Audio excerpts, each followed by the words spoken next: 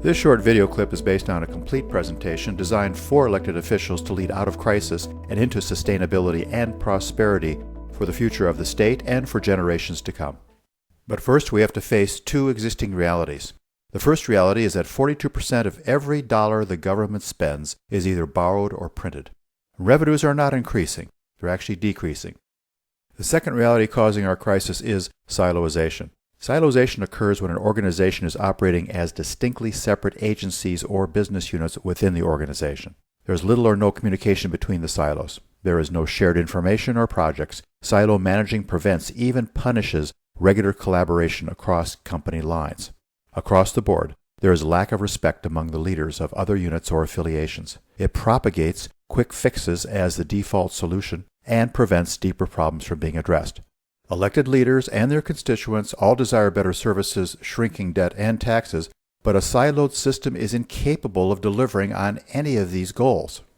In other words, siloed leadership constrains improvement, because all analyses of problems based on a small group of decision makers from a limited number of perspectives are politically loaded, never neutral, and generate unintended consequences. Siloization has caused a wicked stew, with escalating debt, adversarial officials and agencies demand for more and better services, servicing more people, costs going out of sight, dwindling resources, and always saying we need more money as the default solution to our problems. All this is weakening the very source of our nation's strength. Our legacy can only be the next generations will be inheriting unfathomable debt and the elimination of nearly all the vital services. Therefore, we cannot solve our problems with the same thinking we used when we created them. So in order to lead out of crisis and into sustainability, policymakers must change the debate. They must change the way they think. Systems thinking is the new reality to lead us out from silo managing through command and control and into the 21st century's holistic systems approach. Silo managing does not work in a world that has become ever more networked and complex. So what is thinking in systems? A system is a collection of different elements that together produce results not obtainable by the elements alone. This is not a system. It's merely a collection of very well-made parts that cannot serve the greater purpose until they're connected.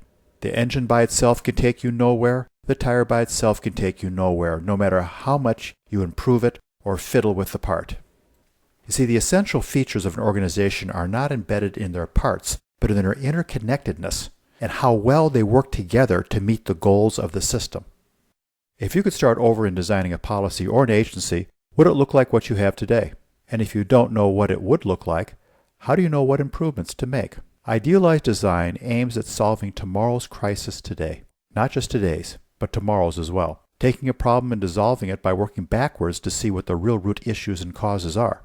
So it's not about fixing problems, it's about transformation. So you're working on designing the system so that chronic problems cannot exist. And the system can adapt to future challenges, even ones that are outside your control.